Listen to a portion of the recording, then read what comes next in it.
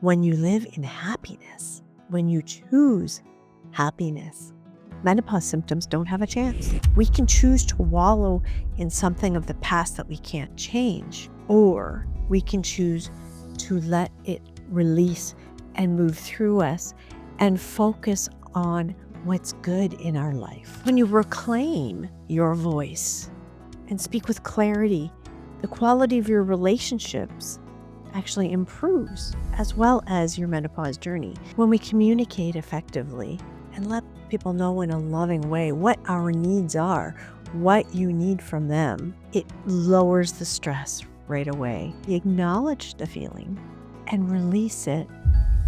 Hello and welcome to the Menopause Mindshift Self-Love Podcast, where we are shifting the way women do menopause. I am your host, the Menopause Queen, Lisa R. Triggs, best-selling author, menopause mindset expert, and motivational speaker. So let me ask you this. How are you communicating these days? Are you communicating your needs during menopause clearly? Are you being understood?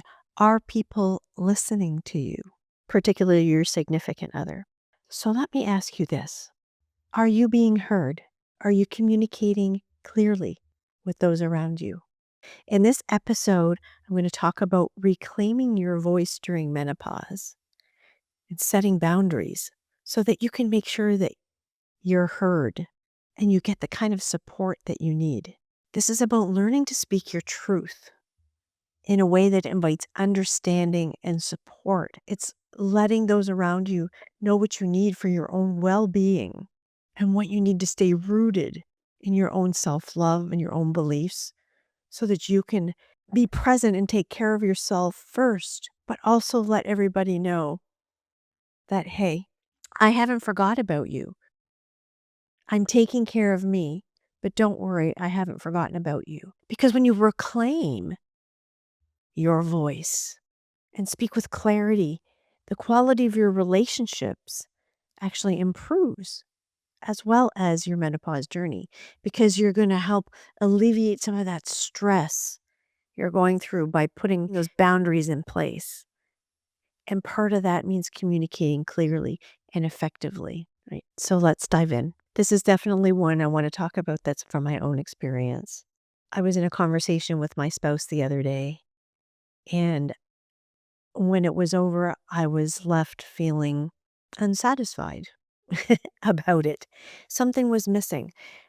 And after a little thought about it, I realized this. I needed to communicate to him what I needed from him in that moment. I didn't need him to fix the problem. I didn't need his advice.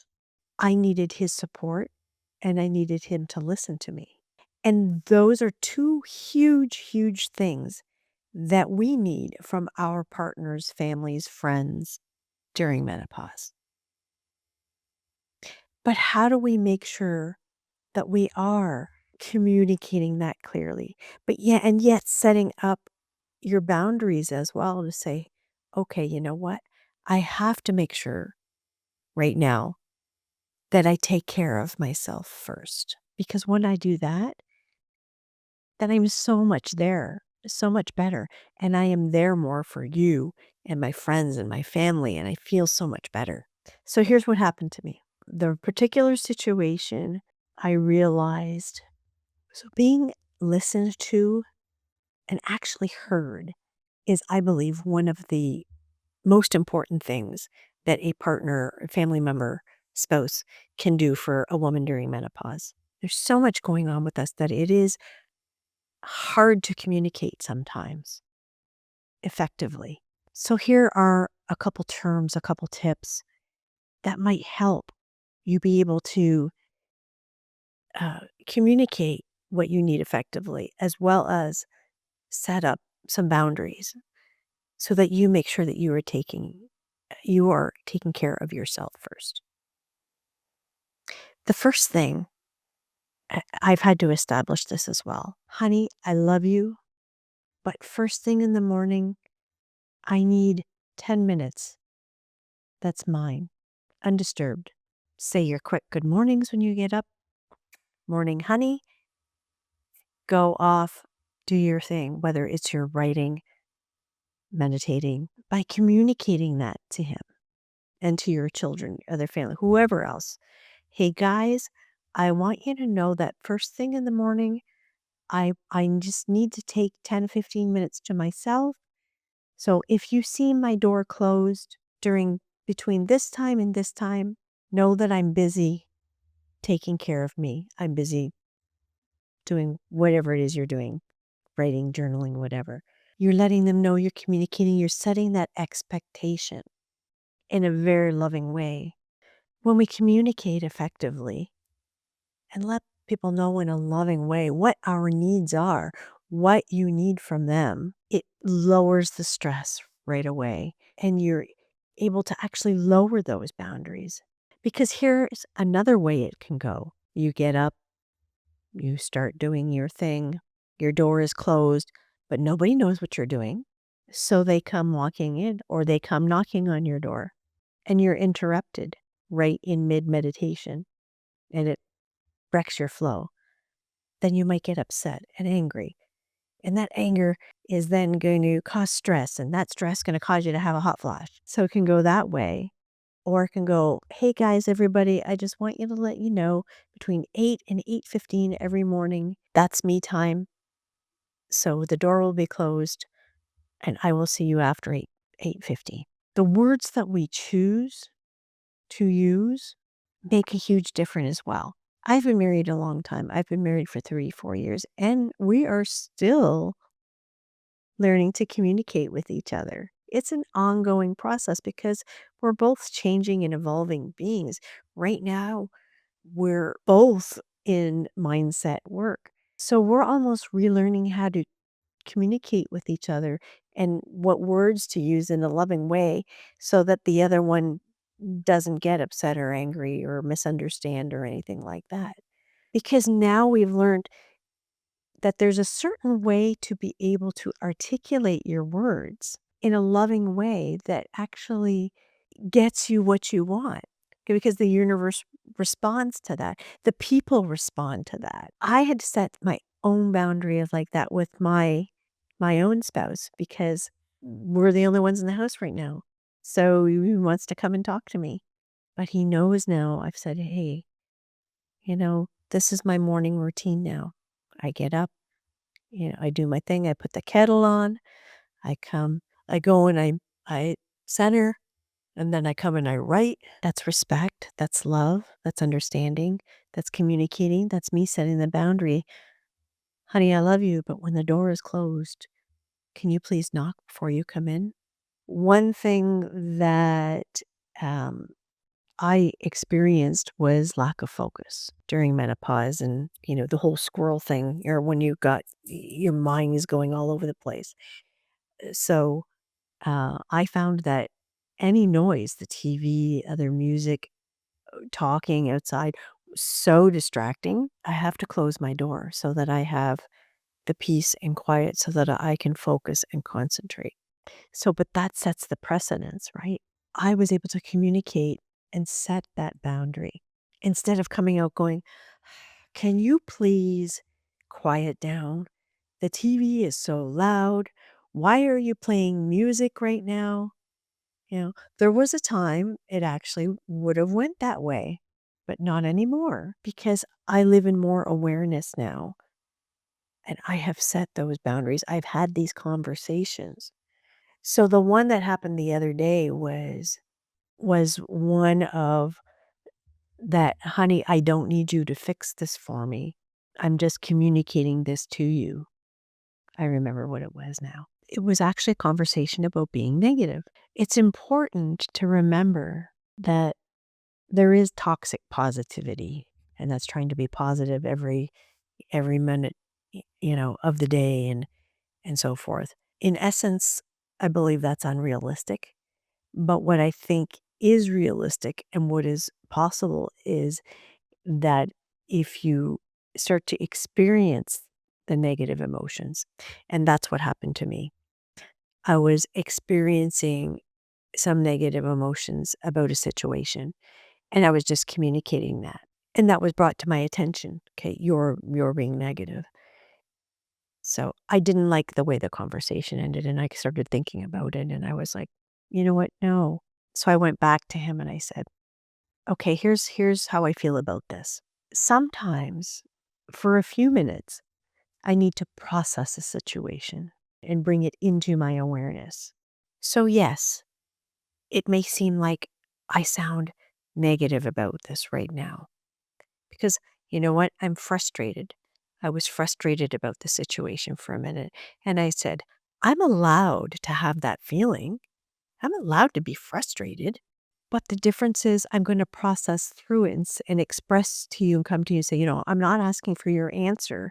I'm just expressing to you this situation is frustrating me right now. And then once I communicate it, talk through it for a few minutes.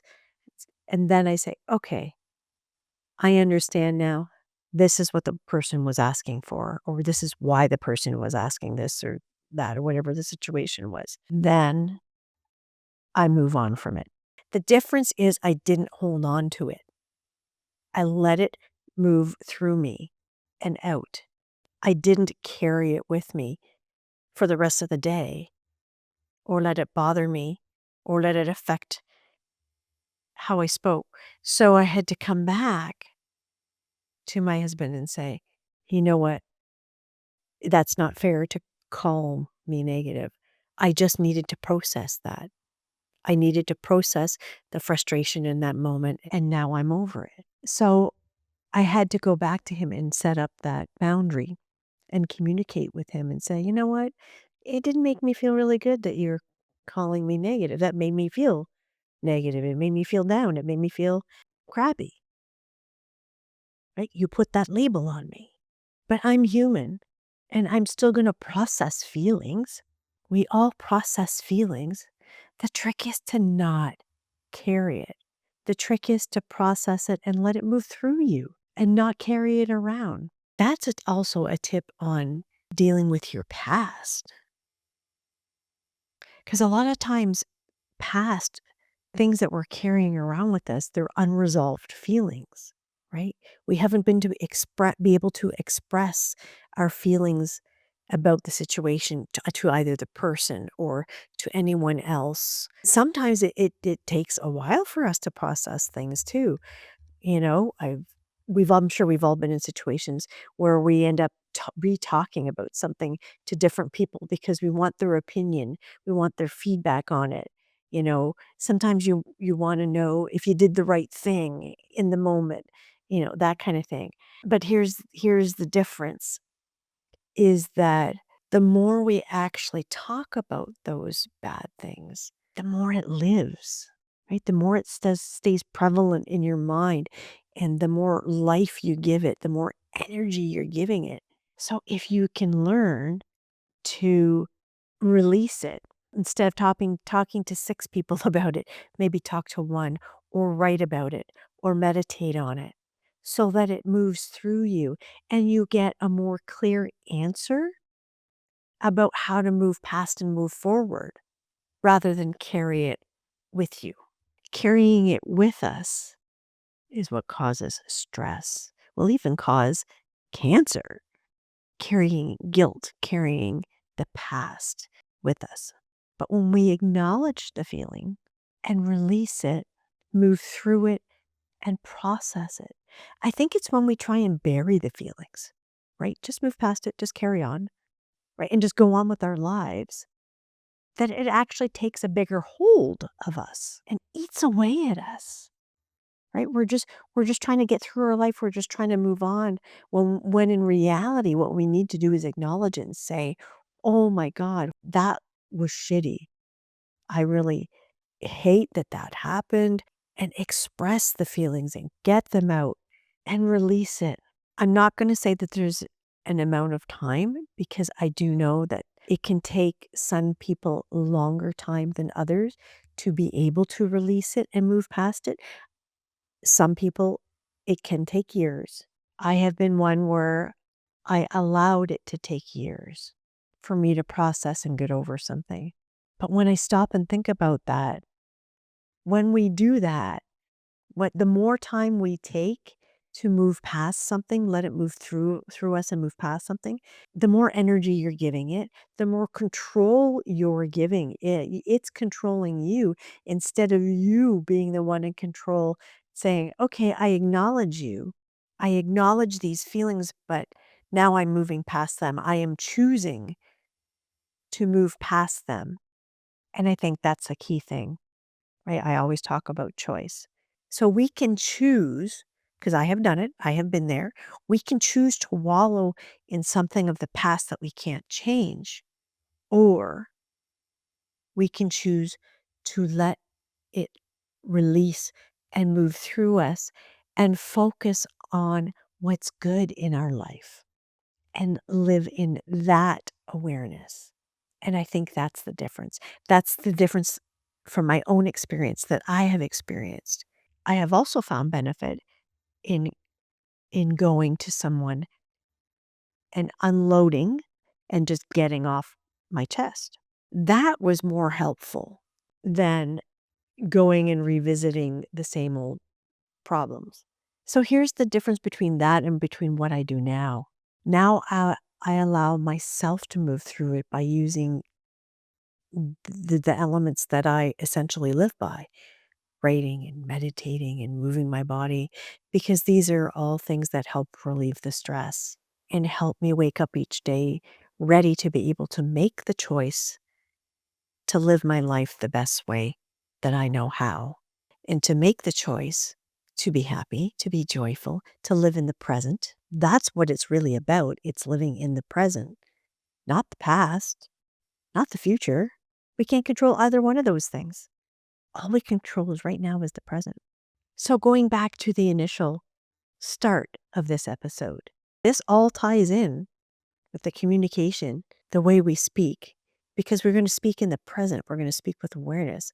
We're going to speak with love. This is the way that we want to live our life. This is the way that we're going to choose happiness. And choosing that happiness doesn't give menopause a chance. Doesn't give menopause symptoms a chance when you're living in happiness. So here's one huge pivotal thing to think about right now. And it's what I just said. When you live in happiness, when you choose happiness, menopause symptoms don't have a chance. So joy and happiness. Choose joy and happiness. By choosing joy and happiness and love, when you're choosing those things, when you choose to live your life in that way, that's how you're going to speak. That's how you're going to communicate. So everything in life will flow with a lot more ease. And I know this from my own experience. This episode, we talked about ways to reclaim your voice during menopause. And you might not think that the happiness and the joy are related to reclaiming your voice, but they actually are. Lets you deal with your emotions better, keeps you connected to yourself and the people around you. So reclaim your voice, set your boundaries, communicate effectively, choose happiness, choose love, choose joy. Thank you so much for joining me for this episode of the Menopause Mindshift Self-Love Podcast. Again, I'm your host, Lisa R. Triggs, the Menopause Queen. Please put yourself first. Self-love first. Bye for now.